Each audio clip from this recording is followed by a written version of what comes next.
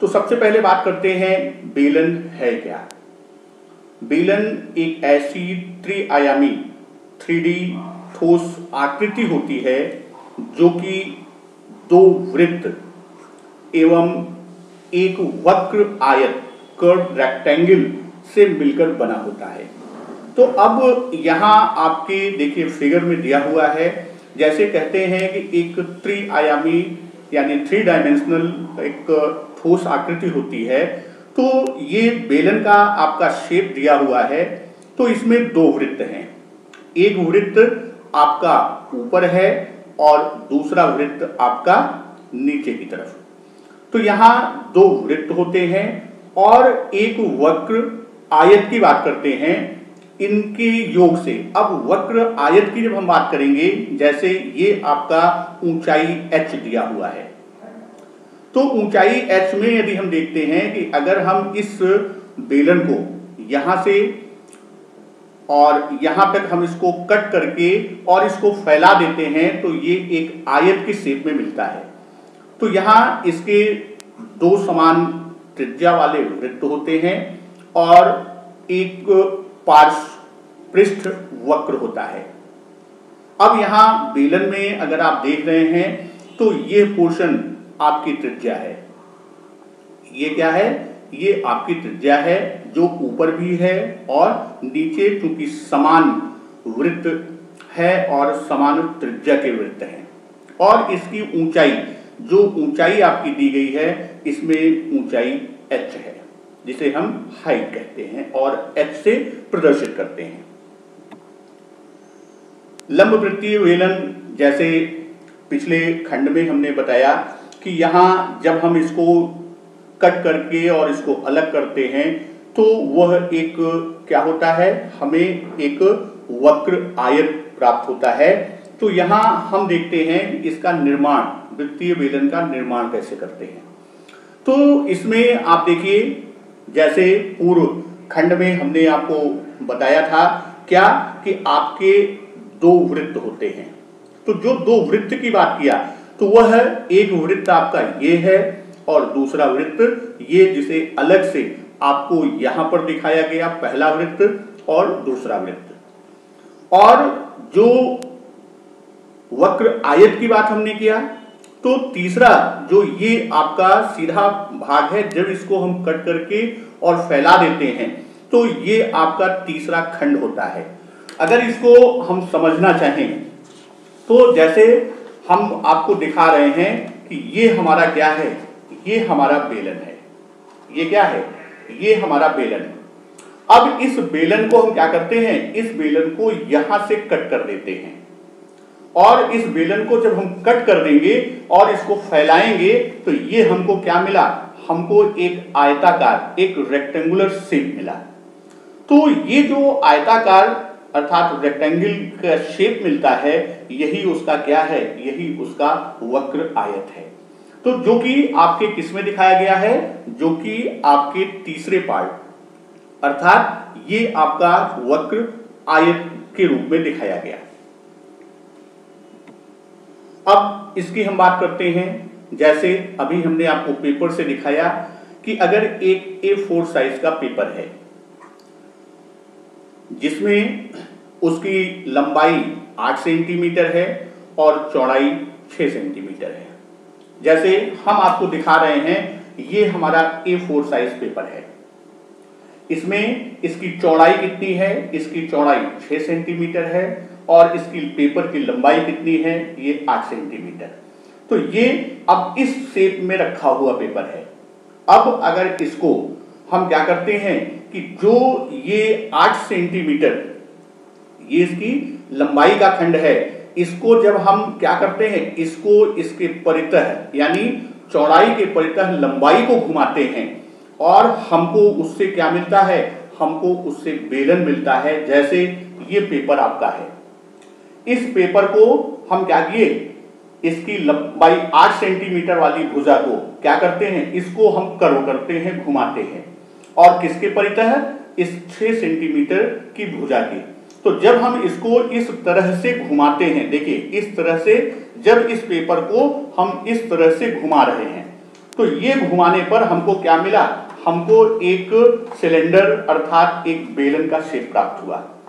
अब यहां अगर ये बेलन का शेप हमको मिलता है तो जो 6 सेंटीमीटर जिसके परितः हमने घुमाया तो वह क्या हुआ, वह बेलन की ऊंचाई हुई।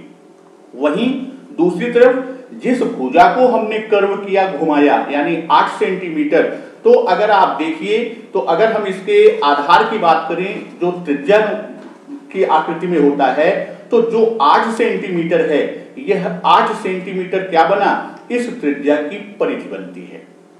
तो वही चीज यहां आपको चित्र में दिखाया गया है।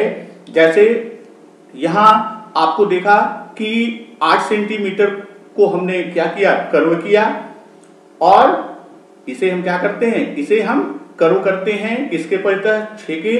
तो यहां हमें जो सिलेंडर मिला, जो बेलन मिला, उसकी ऊंचाई जिसे हम h से डिनोट करते हैं, तो लंबाई हमारी कितनी हो गई, लंबाई 6 सेंटीमीटर। वहीं जब हम बात करते हैं 8 सेंटीमीटर की, तो ये जो उसकी पूरी परिधि है, वृत्त की क्या है, वृत्त की पूरी परिधि है, यह परिधि जो है, इसकी परिधि की लंबाई कितनी हो जाएगी, परिधि की लंबाई आपकी ये आपकी कितनी हो जाएगी, यह आपकी 8 सेंटीमीटर हो जाएगी। अर्थात अब यहां बेलन में आपको त्रिज्या ज्ञात करना होता है। तो जब त्रिज्या की हम बात करेंगे, जब परिधि हमको मालूम है, तो परिधि के आधार पर हम त्रिज्या का मान ज्ञात कर लेते हैं। वहीं दूसरी बात, दूसरी आकृति की, उसी A4 पेपर को जब हम 6 सेंटीमीटर की भुजा को क्या करते हैं, कर्व करते हैं। 6 सेंटीमीटर की भुजा को हम कर्व करते हैं 8 सेंटीमीटर के परितः। अब आपका जो बेलन का शेप बनेगा, वह बेलन आपका इस तरह से बनेगा, ये आपका बेलन बनेगा। तो ये जो बेलन का निर्माण हो रहा है आपका, तो अब आप देखेंगे बेलन की लंबाई जो है, ऊंचाई, सॉरी, बेलन की ऊंचाई जो है, वह बेलन की ऊंचाई कितनी हो गई, बेलन की ऊंचाई 8 सेंटीमीटर हो रही है। और वहीं उसकी परिधि की जब हम आधार जो वृत्त है, जिससे आधार वृत्तीय आधार है, उस वृत्त की परिधि की लंबाई कितनी हो जाएगी, वृत्त की परिधि की लंबाई 6 सेंटीमीटर। वही चीज आपको हमने यहाँ चित्र में दिखाया कि ये 6 सेंटीमीटर को जब हम कर्व करते हैं, तो ये जो हमारी परिधि है आधार की, तो परिधि इसी को क्या कहेंगे, ये जो परिधि है, परिधि का माप कितना हो जाएगा, यह आपका हो जाएगा 6 सेंटीमीटर। और ऊंचाई, ऊंचाई जो है वह आपकी हो जाएगी 8 सेंटीमीटर। तो इस तरह बेलन है क्या, इसमें जैसा पहले खंड में हमने बताया कि इसमें आपका एक वृत्त, नीचे आपका क्या होगा, यहां जो शेप दिया गया है, इसमें एक वृत्त आपका ये बनेगा, यानी 2 वृत्त, एक वृत्त ये, दूसरा आपका वृत्त, और तीसरा ये जो खंड है, ये आपका क्या हो जाएगा, यह वक्र आयत हो जाएगा। तो इस 3 खंडों में यदि हम बात करते हैं, तो इन 3 खंडों को आप देख लें। फिर आगे बात करते हैं हम लंब वृत्तीय बेलन का वक्र पृष्ठ क्या है, उसका कर्व सरफेस एरिया की बात कर रहे हैं। अब जैसे यहां आपका लंब वृत्तीय बेलन है, और इस बेलन में आधार क्या है, एक वृत्त यहां और दूसरा वृत्त ये। तो आधार क्या है, वृत्तीय है, तो यहां इसकी त्रिज्या कितनी है, इसकी त्रिज्या r है। और बेलन की ऊंचाई, बेलन की ऊंचाई कितनी है, बेलन की ऊंचाई h है। तो वही चीज यहां लिखा कि एक बेलन के आधार की त्रिज्या r और बेलन की ऊंचाई h हो, तो बेलन का वक्र पृष्ठ। अब अगर आप लोग देखें, जैसा हमने आपको पेपर से भी बताया था और डायग्राम से भी दिखाया कि यदि यहां से हम इसको यहां तक कट कर देते हैं और इसको फैलाते हैं, तो हमको क्या मिलता है, हमें क्या मिलेगा, हमें एक आयताकार आकृति मिलेगी। और इसी आयताकार आकृति का जो क्षेत्रफल होता है वही बेलन का वक्र पृष्ठ होता है। जैसे हमने आपको फिगर में दिखाया था कि ये बेलन है हमारा, ये क्या है, ये बेलन है। हमने इसको यहां से कट कर दिया और इसको जब फैला दिया तो ये हमको आयताकार आकृति मिली। तो अब इसमें आप देखिए, जैसे ये बेलन है आपका, तो यहां नीचे क्या है, नीचे परिधि है और यहां पर क्या है, ये बेलन की ऊंचाई है। तो अब अगर हम इसको खोल देते हैं तो जो बेलन की परिधि है वह इसकी ये भुजा हुई और जो ऊंचाई है वह ये भुजा हुई। वही चीज यहां आपको दिखाया गया कि आधार की परिधि, जो आधार की परिधि है उसका फार्मूला है 2 पाई r और मल्टीप्लाई बाई ऊंचाई अर्थात h। तो आपका सूत्र बनता है कि बेलन का वक्र पृष्ठ बराबर 2 पाई r h। इस पर आपके सीधे सीधे प्रश्न आते हैं। आगे अभी हम प्रश्नों को भी हल करेंगे कि बेलन की यहां आपको त्रिज्या की बात किया, आपको प्रश्न में परिधि दे सकता है, प्रश्न में आपको व्यास दे सकता है और ऊंचाई दे देगा, वक्र पृष्ठ पूछेगा, या ऊंचाई देके वक्र पृष्ठ दे दिया और आपसे परिधि, व्यास या त्रिज्या को पूछ सकता है। तो एक सूत्र आपका बेलन का ये बनता है। उसके बाद लंब वृत्तीय बेलन का संपूर्ण पृष्ठ। तो यहां जब हम टोटल सरफेस एरिया की बात कर रहे हैं, अभी तक तो हमने कर्व एरिया की बात किया था, अब टोटल सरफेस एरिया।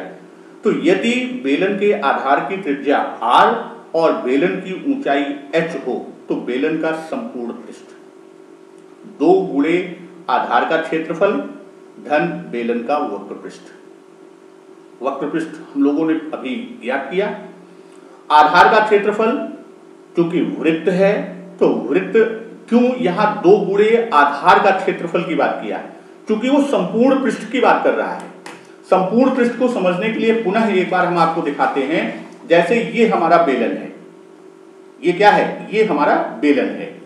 इस बेलन में ये तो हमारा कर्व सरफेस हो गया, जो कर्व रेक्टेंगल की बात हमने किया था, तो वो हो गया। और फिर कहता है कि आधार का क्षेत्रफल, तो आधार में एक वृत्त का खंड ये है और दूसरा वृत्त का खंड ये है, और एक आधार का क्षेत्रफल क्योंकि वृत्त है तो इसका क्षेत्रफल हो जाएगा पाई r स्क्वायर, और 2 बराबर त्रिज्या के वृत्त हैं तो उसको हम 2 से गुणा कर देंगे, तो 2 गुणे आधार का क्षेत्रफल और बेलन का वक्र पृष्ठ, इन सब को मिला के उसका क्या बना, टोटल सरफेस एरिया अर्थात संपूर्ण पृष्ठ बनता है। तो इसको इस तरह से भी हम समझते हैं।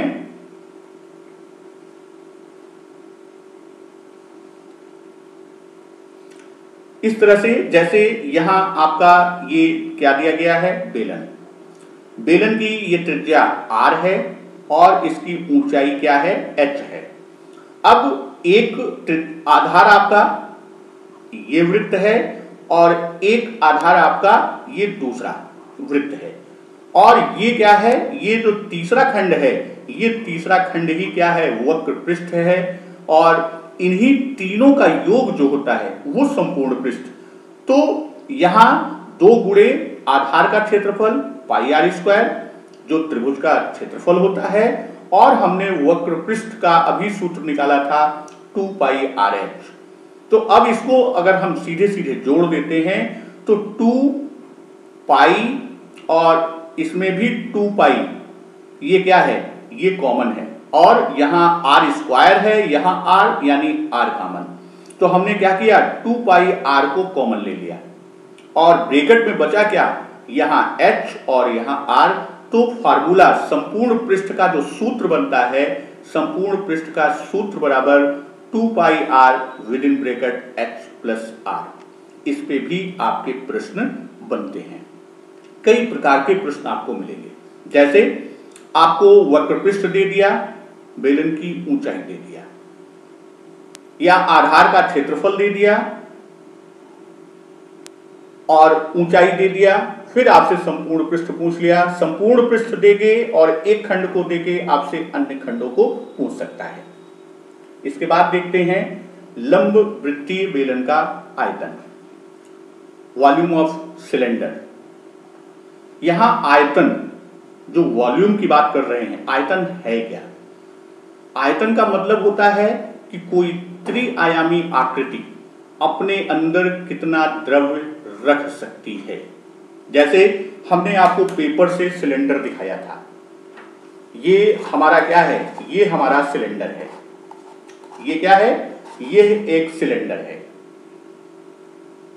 अब इस बेलन के अंदर कितनी द्रव्य को हम भर सकते हैं, वही उसका क्या है? वही उसका आयतन है। अब यहां जैसे ये बेलन आपके सामने चित्र है, ये बेलन, इसमें त्रिज्या कितनी है? इसकी त्रिज्या r है और ऊंचाई h है। तो यहां पर वृत्त का क्षेत्रफल और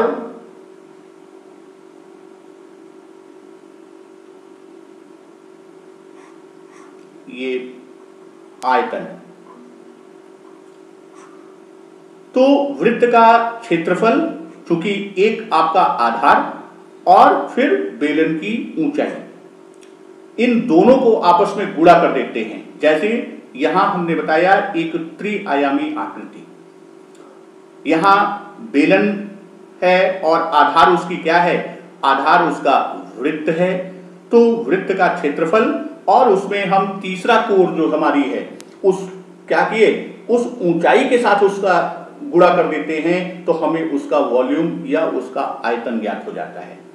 तो यहां बेलन में हम क्या करते हैं? जो आधार अर्थात वृत्त का क्षेत्रफल गुणे ऊंचाई की बात करते हैं, तो वृत्त का क्षेत्रफल का सूत्र होता है पाई आर स्क्वायर गुणे एच, अर्थात पाई आर स्क्वायर एच जो है, ये है बेलन के आयतन का सूत्र होता है। अब यहां लंबवृत्तीय बेलन जिसकी त्रिज्या r और ऊंचाई h है, तीनों सूत्र को एक साथ हमने लिया। जैसे बेलन का आयतन का सूत्र क्या है? पाई आर स्क्वायर एच। पाई का मान आप जानते हैं 22/7 रखते हैं। r क्या है? आधार की त्रिज्या है और h क्या है? ऊंचाई है। उसी तरह वक्र पृष्ठीय क्षेत्रफल की बात हम करते हैं, तो वह क्या है? 2 पाई आर एच। बेलन का कुल पृष्ठीय क्षेत्रफल या कुल के स्थान पर आपका प्रश्न ये भी आता है कि संपूर्ण पृष्ठ का क्षेत्रफल या संपूर्ण पृष्ठीय क्षेत्रफल 2 pi R with in bracket r plus H या h प्लस आर। ये आपके तीन सूत्र हैं और ज्यादातर प्रश्न आपको इन्हीं तीनों सूत्रों पर मिलेंगे। अब एक तरह का बेलन आपके सामने हमने फिगर रखा, एक फिगर आपका ये है और दूसरा फिगर ये है। अब यहां अगर आप देख रहे होंगे ये बेलन है, तो ये क्या है? ये बेलन की ऊंचाई है। ये बेलन की क्या है? ऊंचाई है। अब यहां पर ये आकृति आप देख रहे हैं, ये खंड और ये इसकी केंद्र बिंदु है। तो यहां क्या है? ये बेलन का खंड कौन सा है? ये बेलन का खुला भाग है और ये खंड क्या है? जिस भी धातु से बना है उससे भरा हुआ है, जिसे हम होलो सिलेंडर कहते हैं, खोखला बेलन। तो अब यहां पर दो तरह की त्रिज्या मिलेगी। एक बाहरी त्रिज्या अर्थात यहां से यहां तक की त्रिज्या, अगर हम इसको r मान लेते हैं कैपिटल, और एक त्रिज्या आपको मिलेगी अंदर की, यानी जो खाली भाग है उसको स्मॉल r। तो यहां अब आपके सामने प्रश्न उठता है, जैसे कभी कभी प्रश्न आ जाता है कि कितना आयतन की धातु का प्रयोग हुआ, तो यानी हमको आयतन निकालना है। लेकिन आयतन कैसे निकालेंगे? यहां ये देखा जाएगा कि संपूर्ण यानी यहां तक का आयतन बाह्य बिंदु से और आंतरिक, तो इन दोनों का जो अंतर होगा, अर्थात ये जो खंड है, इस खंड में जो आयतन होगा उतना ही वह धातु प्रयुक्त हुई होगी। तो यहां या इसमें इस तरह का भी प्रश्न आता है कि ये ऐसी आकृति है, दोनों त्रिज्याएं दिया गया है, ऊंचाई दी गई है। इस तरह का प्रश्न पूछ सकता है कि ये खाली भाग में कितना द्रव भरा जा सकता है, यानी उसका आयतन पूछ सकता है। उसी तरह ये पाइप। तो इन खंडों को समझने के लिए जो खोखला बेलन होता है, जैसा अभी हमने पीछे दिखाया कि ये हमारा खोखला बेलन, तो खोखले बेलन के लिए जो हम सूत्र प्रयोग करते हैं, खोखले बेलन का आयतन क्या है, पाई। अब ये बताया था कि ये केंद्र है, तो यहां से जो बाहरी त्रिज्या है, बाह्य त्रिज्या, वो हमारी क्या है, कैपिटल आर है, और जो आंतरिक त्रिज्या है, आंतरिक त्रिज्या स्मॉल आर, और ये हमारा क्या है, उसकी ऊंचाई। तो जैसे हम जानते हैं खोखले बेलन का आयतन ज्ञात करना है, तो बेलन का आयतन का सूत्र होता है पाई आर स्क्वायर एच। अब यहाँ आर हमको ज्ञात करना है, तो उस आर के लिए हम क्या करते हैं, दोनों में से माइनस कर देते हैं, तो वो हमें खोखले बेलन का आयतन अर्थात pi with in bracket R square minus R square H. उसी तरह वक्र पृष्ठ की बात करते हैं, तो जहां जहां त्रिज्या की बात आएगी उनके अंतर पर हम उस सूत्र को इंप्लीमेंट कर देते हैं। अब हम इन्हीं फार्मूलों के ऊपर कुछ प्रश्न को लेके आए हैं। जैसे पहला प्रश्न, प्रश्न संख्या 1, एक बेलनाकार बर्तन का वक्र पृष्ठ ज्ञात कीजिए यदि उसकी त्रिज्या 5.6 सेमी तथा ऊंचाई 1.25 मीटर है। तो यहां इसको भी आप सेमी में कन्वर्ट कर लीजिए, थोड़ा सा आपको सहज कैलकुलेशन सहज हो जाएगा, गणना आसान हो जाएगी। तो यहां यदि एक बेलनाकार बर्तन, जैसे अभी आपको बताया था, जो बेलनाकार बर्तन है इसमें बताया क्या है कि त्रिज्या, ये जो त्रिज्या दिया गया है, त्रिज्या कितना दिया गया है, 5.6, और ऊंचाई कितनी दी गई है, 1.25। तो अब इसमें पूछ क्या रहा है, इसमें प्रश्न पूछ रहा है यदि इसकी त्रिज्या 5.6 और ऊंचाई 1.25 है तो बेलन का वक्र पृष्ठ क्या होगा। तो वक्र पृष्ठ का सीधे सीधे हम लोग सूत्र जानते हैं। वक्र पृष्ठ का सूत्र क्या है, वक्र पृष्ठ बराबर 2 पाई आर एच, ये हमारा क्या है, वक्र पृष्ठ का सूत्र है। पाई का मान जैसा हमने बताया था कि हम 22/7 रखते हैं, तो इसका सीधे सीधे आप वैल्यू प्लेस कर दीजिए, 2 गुणे 22/7 गुणे आर, आर की वैल्यू कितनी है, 5.6 है, 5.6 रख दिया, गुणे ऊंचाई कितनी है, 1.25।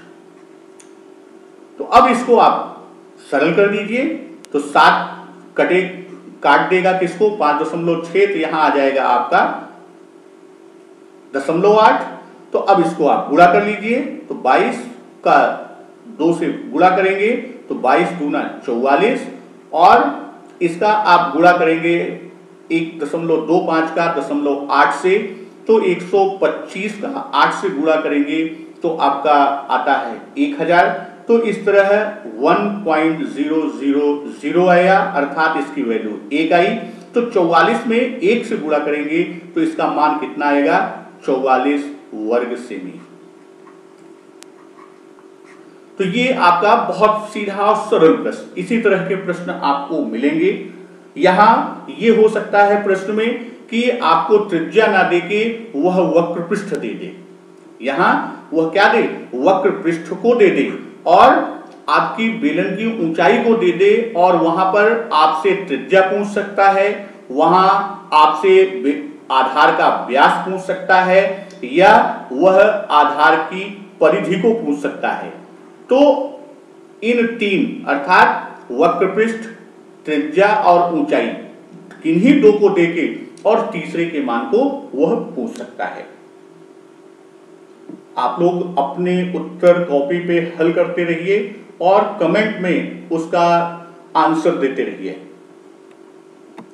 प्रश्न संख्या 2, यदि एक बेलन की त्रिज्या r आधी कर दी जाए और ऊंचाई h दुगुनी कर दी जाए तो उसका आयतन होगा, वही होगा, दुगुना होगा, आधा होगा, वही है, दुगुना है, आधा है या 4 गुना। अब यहां इस प्रश्न में कोई वैल्यू नहीं दी गई और वैल्यू दी भी गई है। कैसे कि एक बेलन है जिसकी त्रिज्या r आधी कर दी गई, यानी यहां एक तरह से सोचिए तो 2 बेलन हैं, एक पहला बेलन, एक दूसरा बेलन। पहला बेलन में त्रिज्या कितनी है? पहले बेलन में त्रिज्या r है, जबकि उसी को क्या कर दिया गया? उसे r/2 कर दिया गया। ऊंचाई h, यहां क्या है? h है और दूसरे खंड में इसे क्या कर दिया गया? 2h कर दिया गया। तो ये पूछ रहा है कि उसका आयतन, यानी इस दूसरे खंड के बेलन का आयतन कितना होगा। तो जैसा हम लोग जानते हैं कि आयतन का सूत्र क्या होता है? πr²h। तो πr²h है, पाई अपने स्थान पर है और r जो है वो कितना हो गया? r 1/2 हो गया है। तो पाई और इसका मान कितना हो गया? 1/2 का वर्ग और गुणे 2। h की वैल्यू कितना कर दिया है? 2 गुना कर दिया। तो इसको पाई चूंकि कॉमन है नहीं रहेगा, तो आपका ये हो गया 1/4 गुणे 2 और 2 को काटा, सरल किया तो इसका मान कितना आ गया? 1/2। अर्थात इसका आयतन कितना होगा? पहले जो पहला बेलन था उसका आधा, अर्थात तीसरा विकल्प आपका उत्तर होगा। इस तरह के भी प्रश्न आपको मिल सकते हैं। अगला प्रश्न, प्रश्न संख्या 3, यदि 2 बेलनों की त्रिज्याएं 2.3 के अनुपात में और उनकी ऊंचाइयां जो है वो 5 और 3 के अनुपात में हैं, उनके आयतनों का अनुपात है। तो ये प्रश्न जो तीसरा आपका है, इस तरह से अगर आप देखेंगे तो आपका 2 बेलन है, फिर जैसा बताया था एक पहला बेलन, एक दूसरा बेलन। पहले बेलन और दूसरे बेलन की त्रिज्या यानी r की वैल्यू की हम बात कर रहे हैं।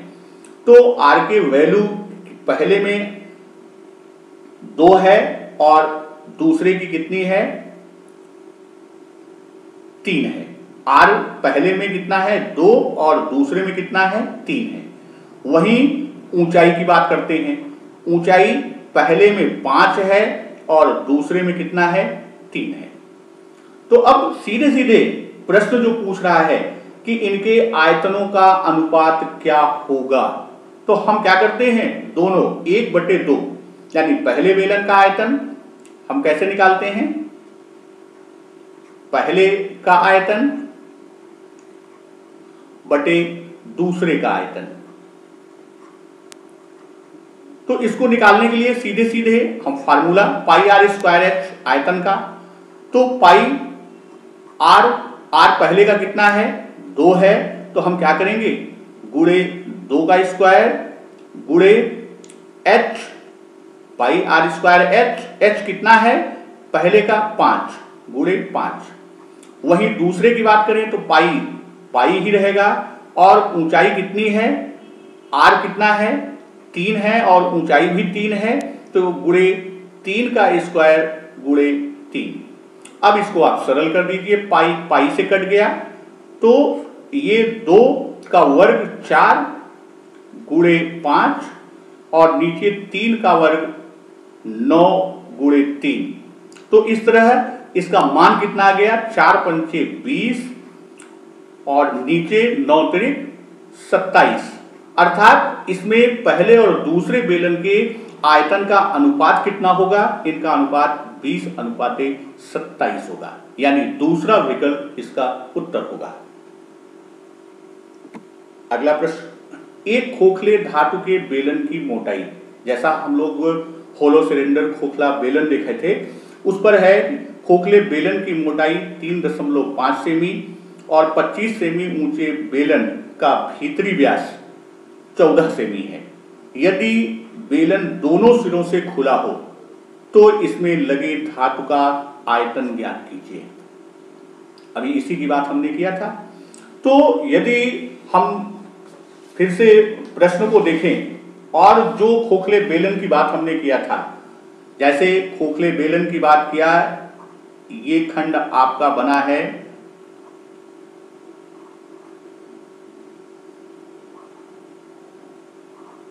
तो यहां एक ये खंड जो है ये आपका धातु का प्रयोग हुआ।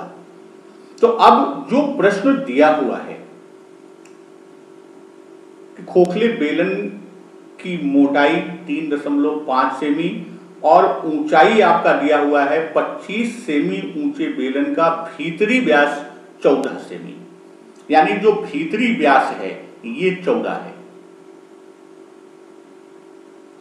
तो अब यहां जब हम प्रश्न को आप इसमें देखिए तो वो आयतन को पूछ रहा है, कितने आयतन की धातु का प्रयोग हुआ।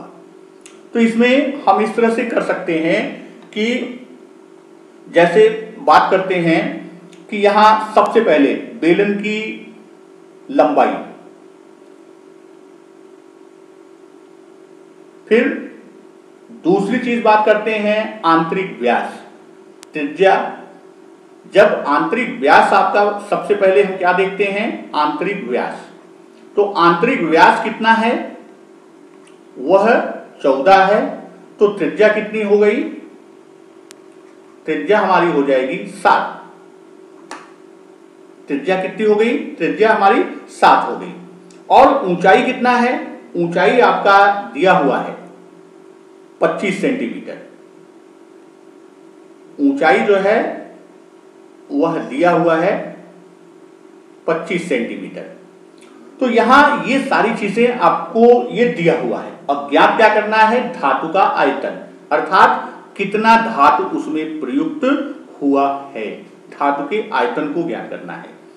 तो यहां बेलन का बाह्य व्यास देखने के लिए हम क्या करेंगे, आंतरिक व्यास और मोटाई। तो आंतरिक व्यास हमारा कितना है 14 और प्लस 2 गुणे 3.5, जो बाह्य व्यास, अर्थात यहां से यहां तक की हम बात कर रहे हैं। कहां से कहां तक, पूरे बिंदु जो हमारा A से B, ये हमारा क्या है, बाह्य व्यास है। तो जब हम बाह्य व्यास की बात करेंगे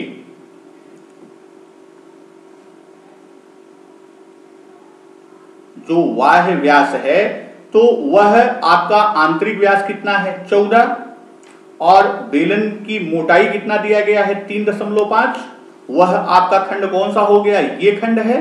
तो 14 धन कितना हो जाएगा 2 गुणे 3.5, 2 गुणे 3.5, तो ये कितना हो गया 7। इस तरह बाह्य व्यास कितना हो गया 21। तो त्रिज्या कितनी हो गई, बाह्य त्रिज्या कितनी हो जाएगी, बाह्य त्रिज्या हमारी जो हो जाएगी 21/2, ये हमारा बाह्य त्रिज्या हो जाएगी। इसके बाद फिर बात आती है बेलन का बाह्य आयतन और आंतरिक आयतन, दोनों को आप निकाल के उससे माइनस कर देंगे। तो जो बाह्य आयतन है, तो सूत्र आयतन का क्या होता है, आयतन का सूत्र होता है पाई आर स्क्वायर एच। तो पाई आर स्क्वायर एच में पाई का मान आपका कितना हो गया, यदि हम इसको देखें तो 22/7, और ये आयतन कौन सा है, बाह्य आयतन। तो 22/7 और आर का मान कितना था 21/2, यानी 21/2 गुणे 21/2 और गुणे ऊंचाई, ऊंचाई कितना दिया गया है 25। अब इसको आप कैलकुलेट कर लीजिए, 7 कट जाएगा, 2 इधर से कटा, तो अब इसको आप कैलकुलेट करिए, तो ये आपका कितना गया, 11 गुणे 3 गुणे 21 गुणे 25 बटे 2। और इसको जब आप पूरा कैलकुलेट कर लेंगे तो ये आएगा आपका 17,325। ये कितना आ गया, 17,325 बटे 2। और इसको आप और सरल कर देंगे तो ये है आपका आ जाएगा 8,662। 2 से आप कर दीजिए, 2 8 16 1 3 2 6 12 1 फिर 2 6 12 2 7 14.5। इतना आपका क्या आ गया, इतना घन सेमी। ये हमारा बाह्य आयतन आ गया। अब बेलन में लगी धातु की बात हम जब करते हैं, इसी तरह हम क्या कर सकते हैं, इसका आंतरिक आयतन निकालेंगे। ये तो बाह्य आयतन हो गया। और आंतरिक आयतन जब हम निकालेंगे तो आंतरिक आयतन के लिए भी वही हम क्या करेंगे, पाई आर स्क्वायर एच फार्मूले को इस्तेमाल करेंगे। और 22/7 गुणे 7, चूंकि आंतरिक व्यास 14 था, त्रिज्या 7 आई, गुणे 7। और ऊंचाई कितनी है, ऊंचाई वही उतनी 25 है, तो 7 से कट गया। और इसका जो गुणनफल आएगा वह आपका आएगा 3,850 सेमी क्यूब या घन सेमी। तो अब क्या करेंगे, बाह्य आयतन से आंतरिक आयतन को घटा देंगे तो लगी धातु का आयतन ज्ञात हो जाएगा। तो हम क्या करेंगे, 8,667.5 से 3,850 को माइनस कर देंगे। तो इस तरह हमें मान मालूम हो जाएगा 4,000। इसका वैल्यू जो आएगा दशमलव के बाद आपका 5 है। और फिर इधर 7,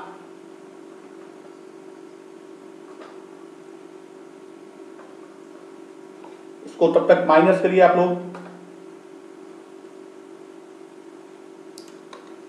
चलिए इसको माइनस कर लेंगे, जो आपका आंसर आएगा वही आपका उत्तर होगा।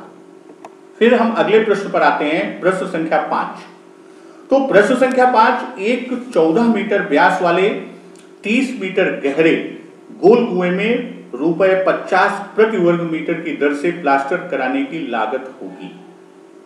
तो यहां भी कुआं जो है वो क्या होता है, कुआं भी बेलनाकार होता है।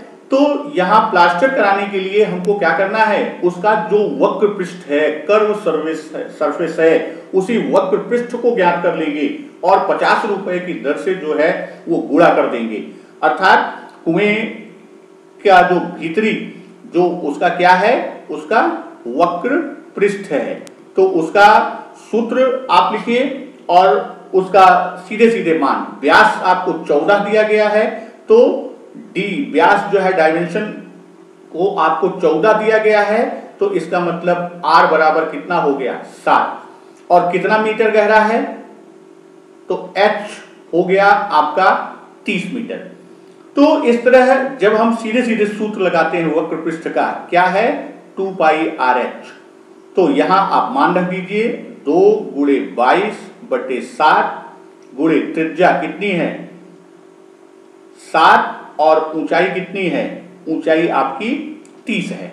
तो आप इसको गुणा करेंगे, 7 कट गया और आपका कितना आ गया 44 गुणे 30। तो 0 3 चौक 12, 3 चौक 12 1 13, 1320 वर्ग मीटर जो है ये आपका क्या आ गया, वक्र पृष्ठ कर्व सरफेस आ गया। अब कितने रुपए की लागत से है, 50 रुपए। तो अब जब हम लागत की बात करेंगे तो लागत कितना हो जाएगा, लागत 1320 गुणे 50। इससे आप गुणा कर दीजिए तो 0 0 5 दूनी 10 और 5 से 15, एक उधर से हासिल का 6, 5 एकम 5 और 6, तो आपका कितना आ गया 66,000 रुपए। तो यहां उत्तर आपका पहला विकल्प दिया गया है 66,000 रुपए। तो इसी तरह है, अब आपके लिए प्रश्न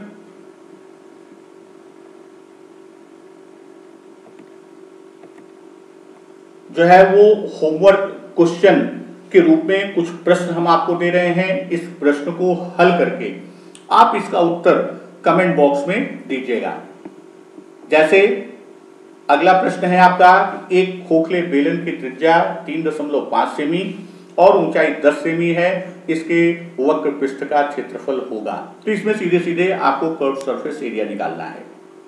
प्रश्न संख्या 7, एक बेलनाकार खंभा 7 मीटर ऊंचा है, उसका व्यास 12 सेमी है, आयतन। इसको भी आपको सीधे सूत्र पर निकालना है। 8वां प्रश्न इसी तरह आपका दिया हुआ है कि एक बेलन की त्रिज्या 2 गुनी कर दी जाए और ऊंचाई आधी कर दी जाए, तो इसका वक्र पृष्ठीय क्षेत्रफल कितना होगा। उसी तरह 9वां प्रश्न है, एक बेलनाकार बर्तन का आयतन संपूर्ण पृष्ठ ज्ञात कीजिए, यानी आयतन और संपूर्ण पृष्ठ दोनों ज्ञात करना है यदि उसकी त्रिज्या 5.6 सेमी और ऊंचाई 1.25 मीटर दिया गया है।